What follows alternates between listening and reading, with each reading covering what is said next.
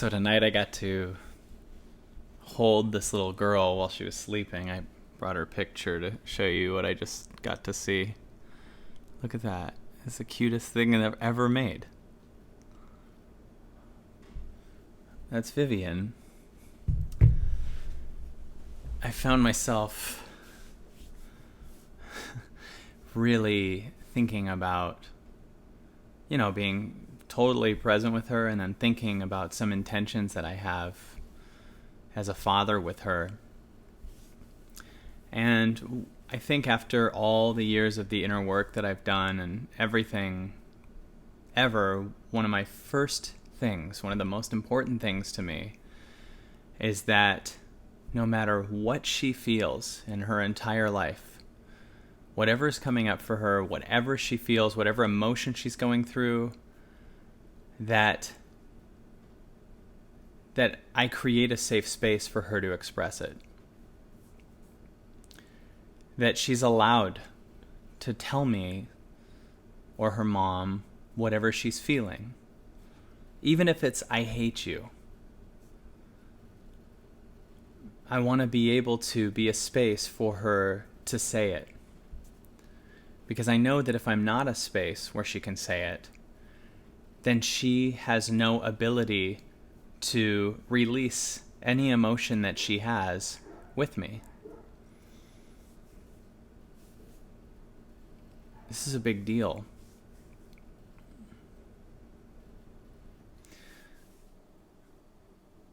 We live in a world where when we were kids, society and often people around us and parents that did the best they could, at times we started feeling something, feeling unseen, feeling like we wanted to say something to someone that we're going through. And in most situations, we weren't allowed to. You could say, I'm mad at you, and they'd get mad right back.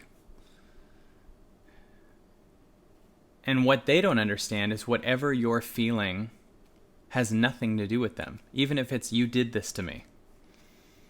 Because the feeling is something you're going through. And when you're around someone who makes it safe for you to say whatever it is you're feeling, you will discover that you're capable of releasing that feeling. And my daughter is 6 days old, 7 days old, something like that. 7 days old. But we were all once a baby. And we all have that same need as human beings to be able to express something we feel. That's a big deal. And what happened to most of us after time is there's something we want to say, there's something we feel, and we realize we can't. We're not safe to say it to this person. So we push it down. And it becomes this thing in us that we're not allowed to feel, because we eventually start to project to ourselves that person won't let us say it. So we make that person go in here. So you start to feel, I feel this, and then you immediately hear your mind say you can't say it, so you shove it back down. And the second you shove a thought down, a feeling down, you have to go into your head. Because this moment is now too horrifying. And some of us have become experts at being in our head because we don't allow ourselves to feel what we're feeling. And when you do that, you have an unconscious pain in you that you don't know you have. And then we become masters at having that pain and living in our head. And constantly being in the future, trying to find a solution to the pain that we're in. So when I get enough money, when I finally get that girlfriend or boyfriend, when I finally get married, when I get that job, when I get the divorce, when I get out of this addiction, whatever it is, because we don't know that we're now not allowed by ourselves, because we learned it from people around us when we grew up. We're not allowed to say what we feel. And eventually, you're just sitting here with all of this pushed down, and that becomes the habit, and that's what we're used to. And we're just in a constant fight with ourselves, because we've taken what society would say we think and put that in our head and stop ourselves from feeling ourselves. And we push it down, push it down, push it down. Feel the pain and then get into your head. And then everything's strategy. And because you're not willing to go inside and find what about you feel, you start to think everything outside should change. And you find everything that's wrong with everyone else, because we don't have any ownership of ourselves.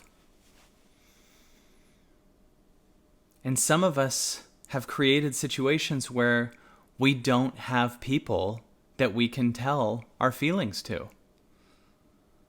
And if that's the case, that's great. If you want to keep those friends, that's awesome. But also find some new friends. Christy and I have a rule. We know that whatever the person is saying to the other person, that it's not about us. It's a feeling they're going through. So one of us could say anything to the other person, no matter what it is, because we both understand it's a feeling that that person's feeling. And the only reason it gets stuck there is we think we're not allowed to feel it. So if you're with someone that you feel you're not allowed to feel something out loud, you get in trouble for thinking that, then you create a resistance to your own feelings around that person. And that's what makes the feeling much more of a fact than a passing feeling. You could say anything. God, you're so full of shit. I hate you. We don't talk that way to each other, but you could say that to someone and have them hear you like they're a tree. And if you can't find someone to be that space for you, meditation is a great way for you to hear all the things that you're feeling and then be okay with those feelings so that they can leave. Because the most dangerous thing in the world is a repressed feeling. It's the key source of everything that's a problem. Violence, wars. People have problems with themselves, so they go on this massive hunt to own the rest of the world, to find what's wrong with other people, to hate, to kill. People would rather kill other people than to feel what they're feeling. And you might go, how do you become someone that can hear anything? By hearing yourself first. The biggest gift I could give to my daughter is to feel what I'm feeling and be okay with it so I can release it. And the biggest gift to my fiance is to hear and listen to everything she's feeling. Because sometimes we could say, I'm really frustrated that you did this. And then when we keep going, we realize, oh, it's not that I'm frustrated you did this. It's that I have my own judgment about that thing because in the past when someone I knew did it, and you start to realize that your triggers are your triggers. And we can sit there and hear each other. And then there's times where once that person gets to express themselves and it's actually understood and you live in their heart no matter what they say, you can hear that and then you can go, I totally hear you, I love you, I want to show you my perspective. But it's not a fight. Because if you say what you're feeling to someone, or vice versa, they're saying what they feel to you, and you immediately go into defending yourself or explaining yourself or saying, well, you did this too, you're in deadlock. You're done. You're done. Because they didn't get to feel they released it. And if they don't feel they released it, and you come fighting back, you're trying to release something, but they're still stuck with their crap. So the first person that's triggered needs to say to the other person, I'm going through something. Can I tell you something? That person has to become a space of love, no matter what the other person says, and understand that whatever they say has nothing to do with them, even if they say, I hate you, you're pissing me off. Because all of our hate, anger, rage, stress, triggers are our own crap. So if you're triggered about something, get curious what in you is triggered and what in your history or what about your parents did that or what did they not do, whatever it is, so that you can love and forgive that past you and release that burden of that story. Because under it, you'll always find that everything's okay. And if you can tell someone this like they're a tree that just loves you and is there no matter what, then you have freedom.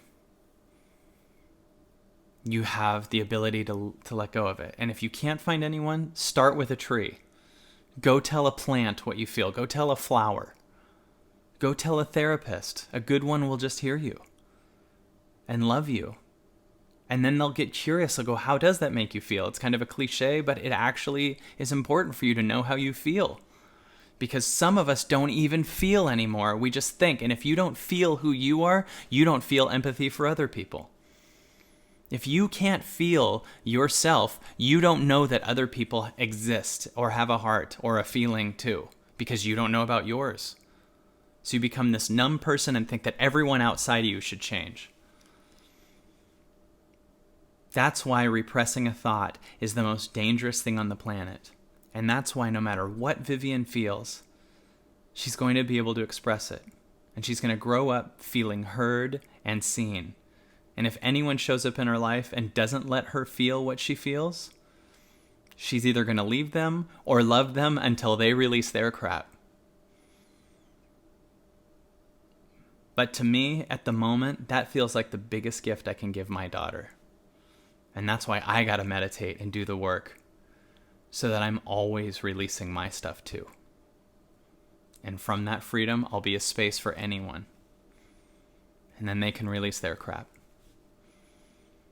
This is the only way we're going to shift the planet.